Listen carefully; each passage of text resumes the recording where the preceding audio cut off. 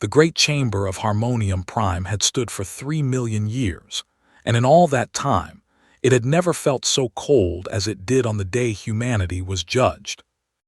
Ambassador Elena Vasquez stood alone in the center of the circular floor, surrounded by towering seats that rose like cliffs into the darkness above.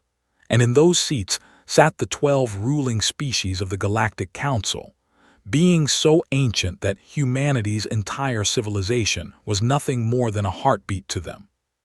She was 53 years old, a diplomat who had spent her entire adult life building bridges between Earth and the stars, and now she watched those bridges burn. The Krethnai speaker loomed above her, his massive form wrapped in ceremonial robes that shimmered with colors humans could not name, and when he spoke, his voice rolled through the chamber like distant thunder.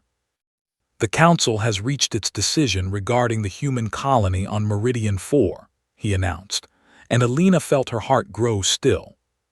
She had presented the evidence for 6 hours, showing maps and records and testimonies that proved Meridian 4 had been empty for 10,000 years before human settlers arrived, that the Vethari Empire had never built anything there, never planted a flag, never even visited the world they now claimed as sacred territory.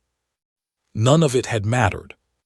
The Vethari ambassador, a creature of sharp angles and sharper smiles, had simply waved away her evidence with one elegant claw and declared that some truths were older than records, that some claims ran deeper than proof. And the Council had nodded along, because the Vethari were powerful, because the Vethari were useful, because the Vethari had been part of this grand alliance for 100,000 years, while humanity had been members for barely 60. Humanity is found guilty of illegal expansion into sovereign Vethari territory, the speaker continued, and murmurs of approval rippled through the assembled delegates. The sentence is as follows: immediate withdrawal from Meridian 4, forfeiture of all colonial assets and infrastructure, payment of reparations to the Vethari Empire, and... He paused, and Elena saw something flicker in his ancient eyes, something that might have been satisfaction. A containment order, restricting human activity to Earth and its moon, until such time as the Council deems humanity ready for galactic responsibility. The chamber erupted in whispered conversations, and Elena stood frozen, her mind struggling to process what she had just heard. Containment. They were putting humanity in a cave. The 200,000 colonists on Meridian 4 will be relocated by Vethari authorities, the speaker added, almost as an afterthought. The process will begin within 30 standard days. Elena found her voice at last. Relocated where? She asked, and her words cut through the noise like a blade. The speaker looked down at her, and she saw no hatred in his eyes, no malice, only the calm certainty of someone who had never once doubted his own superiority. That is not your concern, he said, and he smiled. In that moment, Elena understood everything. She understood that there would be no relocation, that the Vethari would arrive on Meridian 4 and the colonists would simply disappear, and the galaxy would shrug and move on because humans were primitive, humans were emotional, humans were barely worth noticing. She understood that the Council had not judged humanity, they had dismissed them. She understood that 60 years of patience and kindness and desperate hope had meant nothing at all. The other ambassadors were already leaving their seats, already moving on to the next item of business, already forgetting about the small woman standing alone on the chamber floor. Elena reached for her communication device and typed a single message to Earth, to the leaders who had trusted her to protect their people, to the families who were waiting to hear if their loved ones on Meridian 4 would be safe. The message contained only 4 words: they have chosen war. No, she deleted that and typed again. They have chosen. That was enough, and that was everything. She transmitted the message and felt the weight of history settle onto her shoulders, felt the turning of a wheel that could never be turned back. The Vethari ambassador slithered down from his seat and approached her, his movements smooth and predatory.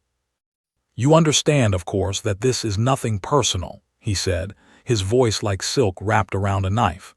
"Your species simply expanded too quickly, made too many friends, asked too many questions, and some of the older races found it concerning." Alina looked at him, and she felt something cold and quiet growing in her chest. "Concerning," she repeated. "You are so very eager," the Vethari said. "So very helpful, always offering your services, your technology, your strange music and stranger medicine, and it made some wonder what you really wanted, what you were really planning." "We wanted to belong," Alina said softly. The Vethari laughed, a dry rasping sound. "How naive," he said. "Nothing belongs here, ambassador, nothing except power, and your species has none. So you will return to your little world and stay there until we decide you have learned your place." He turned and walked away, dismissing her completely, and Alina stood alone in the empty chamber. She thought about the colonists on Meridian 4, the teachers and farmers and engineers who had built a new world from nothing, the children who had been born under alien stars and had never seen Earth's sun. She thought about her own daughter, who worked as a doctor on a Krethnai mining station, healing workers who would never be healed by their own kind. She thought about all the humans scattered across the galaxy, the musicians and mathematicians and mechanics who had given everything they had to prove that humanity deserved a place among the stars. And she made a decision. She walked out of the chamber without looking back, and as she passed through the great doors of Harmonium Prime, she sent one final message to every human in the galaxy. "Come home," she wrote. "Come home now and bring everything with you and leave nothing behind." She did not explain why. She did not need to. Within hours, human ships began moving toward Earth, and human voices fell silent on 1,000 worlds, and the galaxy barely noticed. They would notice soon enough. The first month after the verdict was a celebration across Council space, and the Vethari threw the grandest parties of all. They had done what many thought impossible. They had humbled the humans, caged them, proven once and for all that the upstart species from the small blue world was nothing special after all.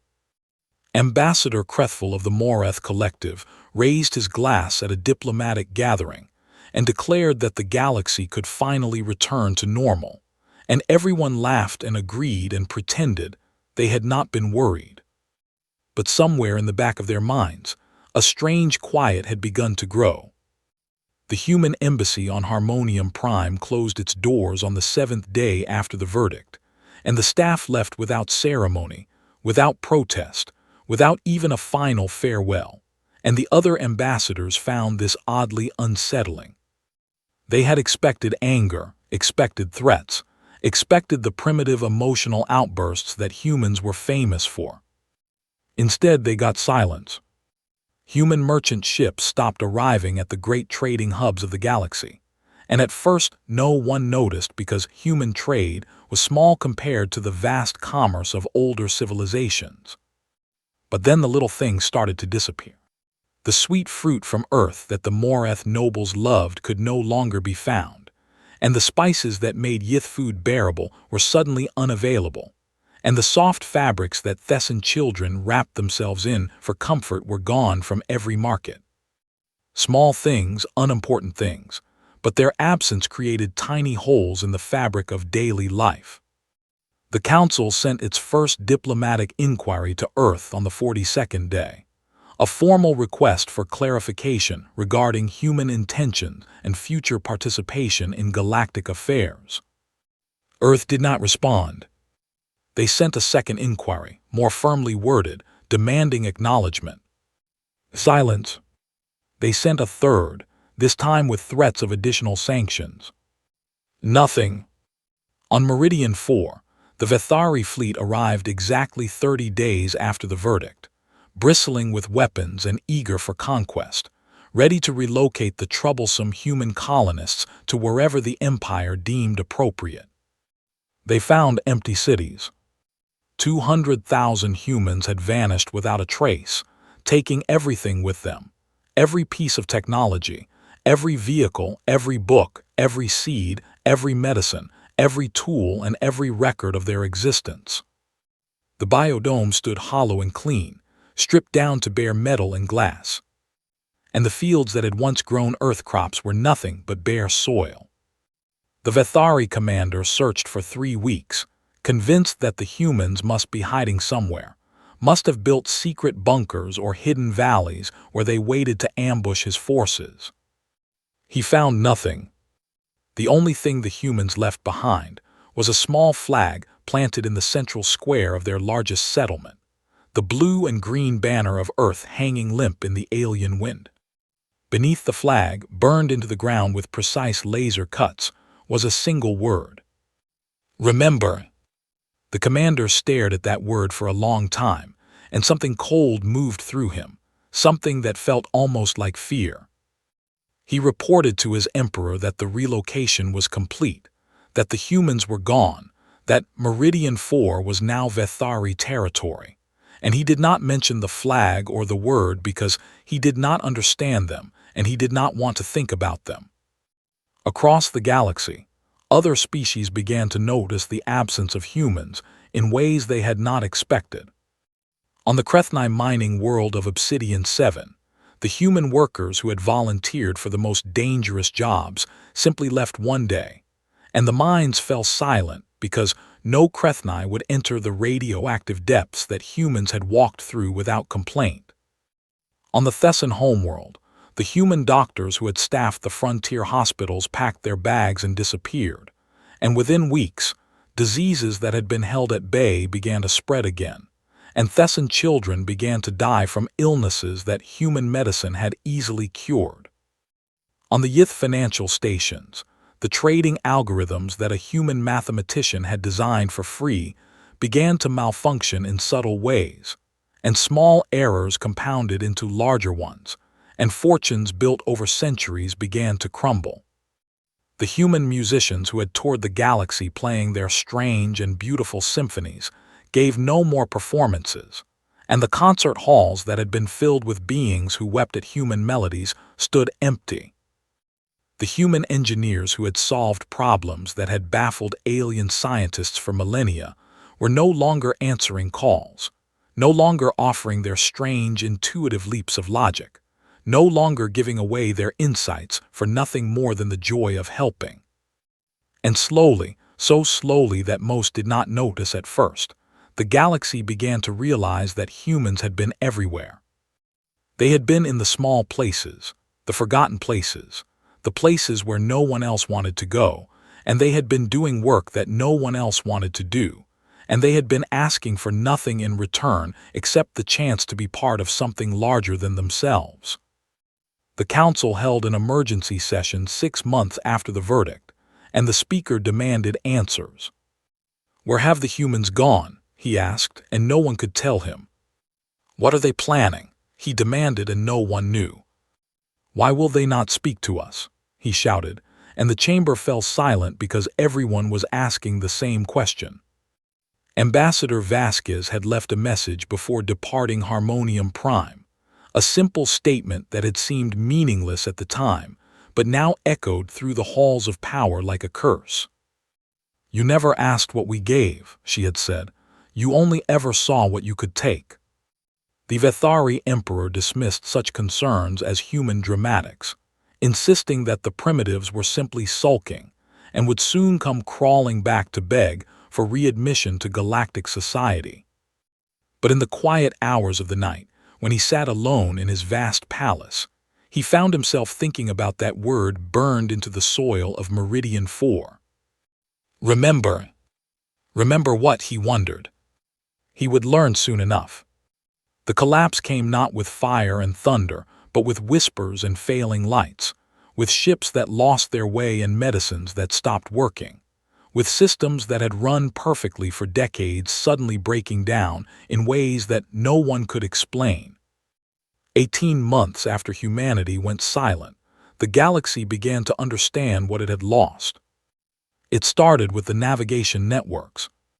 A human programmer named David Chen had designed the core routing algorithms used by nearly every merchant fleet in Council space, and he had given his work away for free because he believed that safe travel should be a gift to all beings. When David returned to Earth, he left behind a system that worked perfectly for exactly 18 months. On the anniversary of the Council's verdict, ships across the galaxy began receiving incorrect coordinates, minor errors at first, a decimal point here, a vector adjustment there, but the errors compounded with every jump.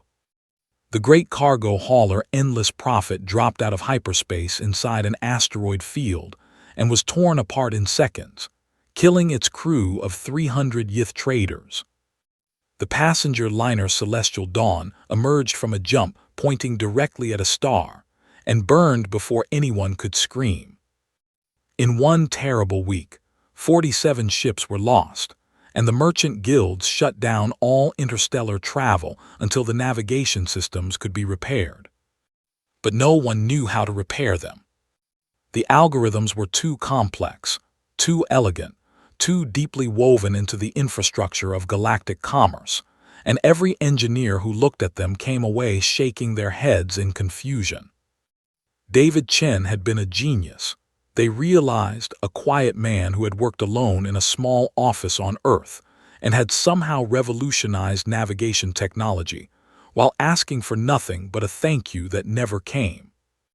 And now he was gone, and he was not answering their calls. The economic collapse followed. The monetary exchange of Yith had been the financial center of the galaxy for 50,000 years, a system so stable that it had survived wars and plagues and the rise and fall of empires. A human mathematician named Sarah Okonkwo had visited the exchange 20 years ago and had noticed a small inefficiency in their trading algorithms, a tiny flaw that lost them a fraction of a percent on every transaction. She had fixed it for free, spending 3 weeks working with their engineers, teaching them techniques they had never imagined, and she had left with nothing but their gratitude and a small ceremonial coin they gave to honored guests. When Sarah returned to Earth, the fix she had implemented began to degrade. The inefficiency returned, but it was different now, twisted somehow, and instead of losing a fraction of a percent, the exchange began losing whole percentages on every trade. Within 6 months, the greatest financial institution in the galaxy had lost half its value, and markets across Council space crashed in response. Species that had been wealthy for millennia found themselves suddenly poor, and governments that had been stable for longer than humanity had existed began to fracture under the pressure. The Vethari Empire was hit hardest of all. A human logistics officer named James Wright had spent 10 years working for the Vethari military, organizing their supply chains and distribution networks with a skill that had amazed his superiors. They had never trusted him, of course. He was human, after all, primitive and emotional. But they had used him because he was useful, because he made their war machine run smoothly, because he asked for nothing but the chance to prove that humans could contribute to something greater than themselves. When James returned to Earth, the Vethari supply lines began to fail. Weapons arrived at the wrong bases, food shipments went to empty stations, fuel reserves appeared on manifests but never materialized in reality. The errors were small at first, easily explained as clerical mistakes, but they grew larger and more frequent with each passing month. By the second year of humanity's silence, the mighty Vethari fleet was crippled, its ships stranded without fuel, its soldiers hungry and angry, its commanders unable to understand how everything had gone so wrong so quickly. The Emperor demanded explanations, and his admirals could only shrug and point at the systems that had stopped working. It was the human, they finally admitted. He designed everything, and we never learned how it worked, and now he is gone. The Emperor raged and threatened, and demanded that someone fix the problem, but there was no one left who could. On a dozen worlds, plagues began to spread. Human doctors had been working in the poorest and most dangerous regions of the galaxy, treating patients that no other species would touch, fighting diseases that everyone else had given up on. They had developed vaccines and treatments that saved millions of lives, and they had shared their knowledge freely with anyone who asked. When they left, the diseases came back. The Krethnai lost an entire generation of miners to a respiratory illness that human medicine had held at bay for decades. The Thessan watched helplessly as their children died from infections that human doctors had cured with simple treatments. The Moreth, who prided themselves on their perfect health, discovered that their immunity had been secretly supported by human research that they had never bothered to understand. And everywhere, beings began to ask the same question that the Council had asked 6 months before. Where are the humans? Why will they not help us? What did we do to deserve this? But the answer was obvious, hanging in the silence like a blade waiting to fall. They had done nothing. That was the problem. They had watched as humanity was condemned, as 200,000 innocent people were sentenced to vanish at the hands of the Vethari, and they had done nothing. They had sat in their comfortable seats and voted for containment, for punishment, for the caging of an entire species, and they had told themselves that it was not their concern. And now they were learning what it meant when humanity stopped caring about them in return. Ambassador Vasquez's words echoed across the dying networks of the galaxy, repeated by beings who finally understood what she had meant. You never asked what we gave. You only ever saw what you could take. They were seeing now. They were seeing far too late. 3 years after the verdict, the great powers of the galaxy began to break.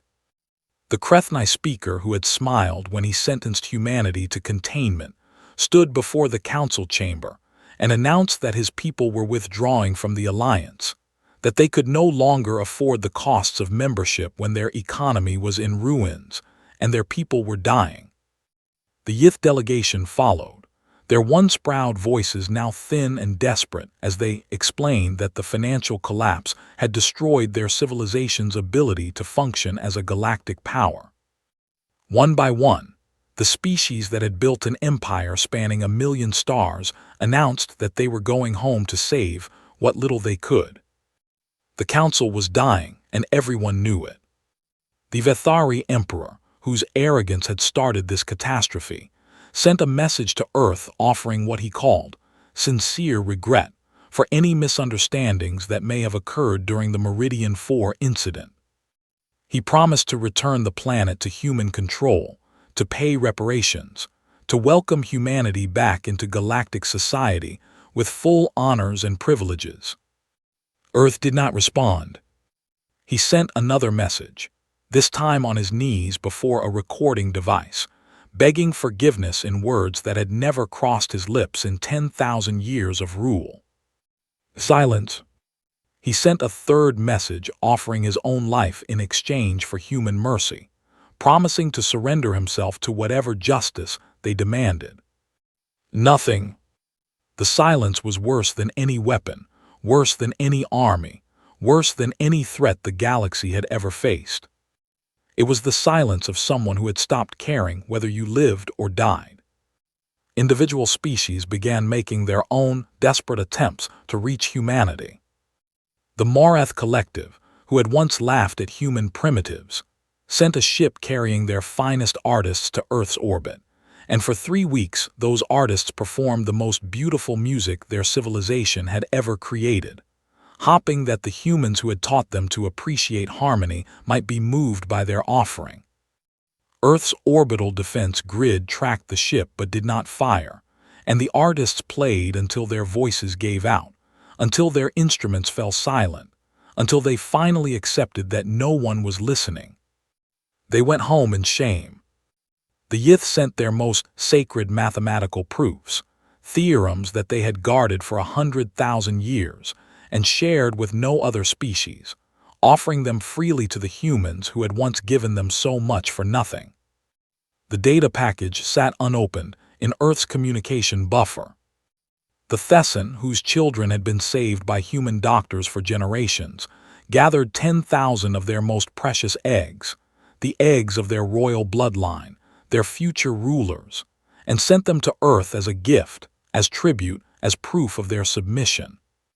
The ship carrying the eggs was allowed to approach Earth's moon, where it was met by a single automated message. "We do not want your children. Take care of your own." The eggs were returned untouched, and the Thessan wept. The Drenkai, a warrior race who valued honor above all else, took the most extreme action of all. Their ambassador had voted against humanity during the verdict, had stood and declared that the primitive species deserved even harsher punishment than containment. Now that ambassador was brought before the Drenkai High Council and publicly executed, his death broadcast across the galaxy as proof of their contrition. "We have punished the one who wronged you," the Drenkai leader announced toward Earth.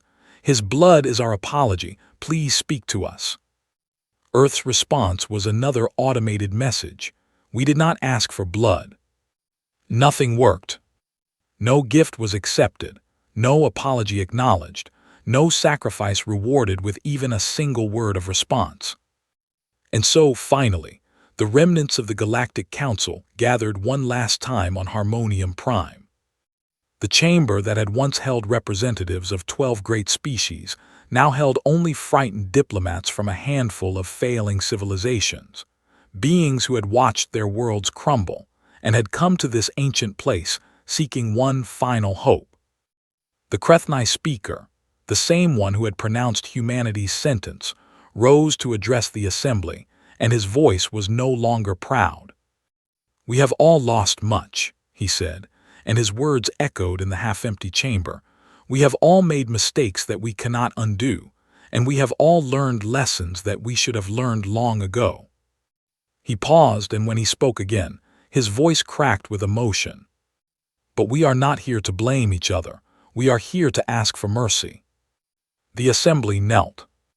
12 species, some older than Earth's sun, lowered themselves to the floor of the council chamber and bowed their heads in submission.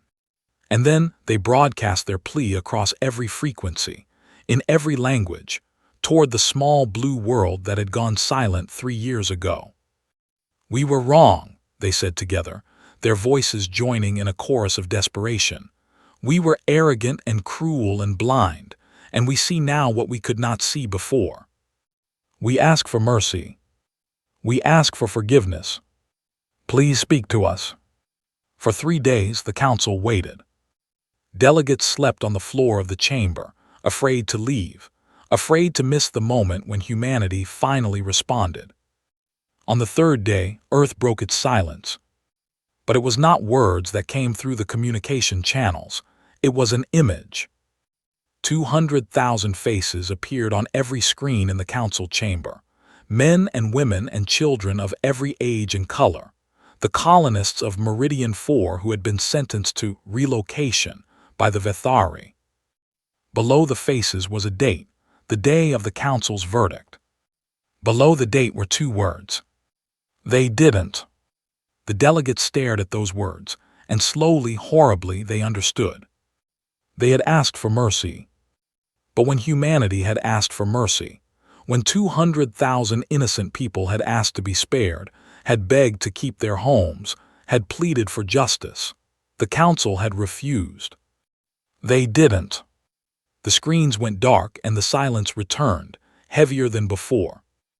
And for the first time, the great powers of the galaxy understood that some sins could not be forgiven with words. Some debts could not be paid with gifts. Some wounds could never heal. 5 years after the verdict, the galaxy had changed beyond recognition. The great Vethari Empire had collapsed into civil war, its provinces fighting over the scraps of a civilization that had once ruled 10,000 worlds, and the emperor who had condemned humanity was dead by his own hand, unable to face the ruin he had caused. The Krethnai speaker had followed him into death, leaving behind only a note that said, "I should have listened." The council itself existed only as a memory, a cautionary tale told by parents to their children about what happened when power forgot mercy. On 100 worlds, beings struggled to rebuild what they had lost, learning the hard way how to do the work that humans had once done for free, teaching themselves the skills that humans had shared so generously. And on Earth, humanity watched and waited. They had suffered during the 5 years of silence. There was no pretending otherwise, and the return home had been difficult for millions who had built lives among the stars. But they had survived. They had survived because they had each other, because they had refused to let the cruelty of others destroy who they were, because they had chosen to come home rather than fight a war they could not win. And now, at last, they were ready to answer.